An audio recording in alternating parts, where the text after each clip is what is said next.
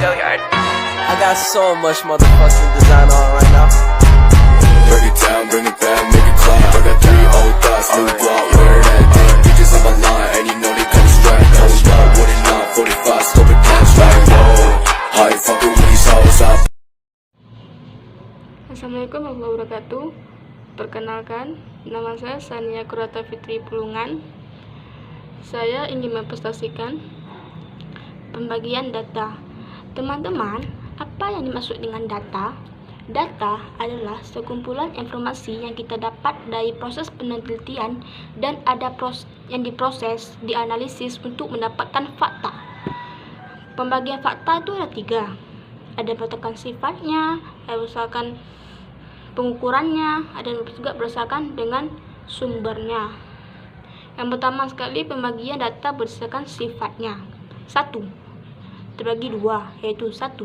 Data kualitatif adalah data yang menunjukkan mutu atau kualitas sesuatu yang baik, proses, keadaan, dan peristiwa, kejadian, dan lainnya dinyatakan dalam bentuk pernyataan atau kata-kata. Contohnya, wanita itu cantik, harga minyak naik, rumah itu kecil, dan sebagainya.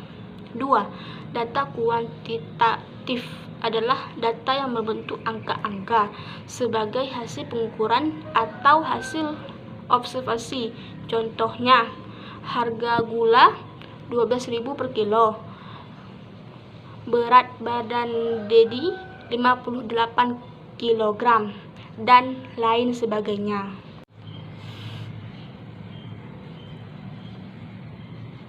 Yang kedua, ada pembagian data berdasarkan dengan pengukuran.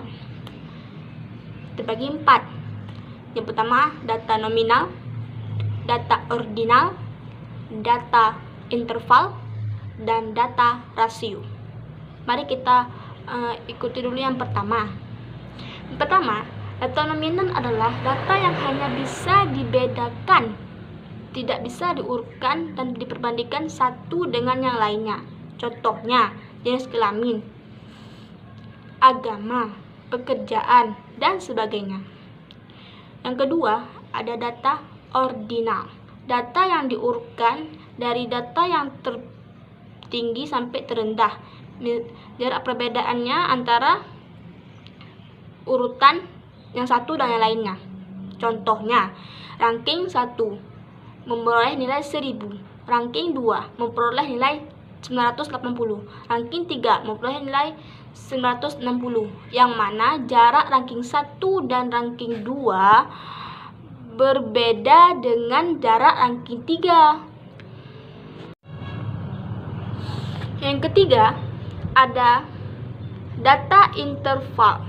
Data interval adalah data yang mempunyai perbedaan urutan dari jarak perbedaan di antara rangkaian urutan-urutan tersebut yang memiliki titik nol absolut atau mutlak. Contohnya, hasil tes belajar hari ini adalah 4, 5, 6, 7, dan 8, 9, seterusnya. Jarak antara 5 dan 6 adalah sama, dan 6 dan 7 dan seterusnya itu sama. Yang keempat, ada data rasio. Data rasio adalah data yang mempunyai perbedaan urutan. Rasio adalah perbandingan urutan jarak perbedaan yang sama di antara rangkaian urutan yang mempunyai titik mutlak dan absolut, sehingga bisa dibandingkan satu dengan yang lainnya.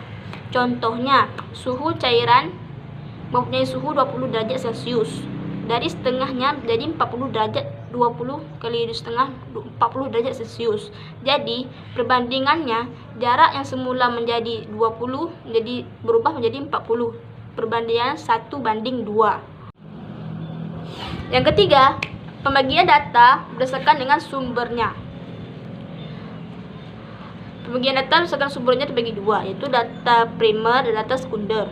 Data primer adalah data yang didapatkan dari sumber pertama yang dapat dikatakan pengumpulannya sumber pertama yang dilakukan sendiri oleh si peneliti. Contohnya, kita meneliti sebuah prosedur kerja suatu aplikasi, kemudian kita mewawancarinya langsung terhadap orangnya tersebut. Yang kedua, data sekunder, data yang didapatkan dari sumber kedua setelah orang yang pertama tadi. Data ini contohnya penghasilan penduduk melalui dikumpulkan oleh data BPS, Badan Pusat Statistik, atau juga dengan dikumpulkan dengan lembaga survei dan lainnya. Sekian dan terima kasih. Mungkin ada kesalahan. Akhiri kata, assalamualaikum warahmatullahi wabarakatuh.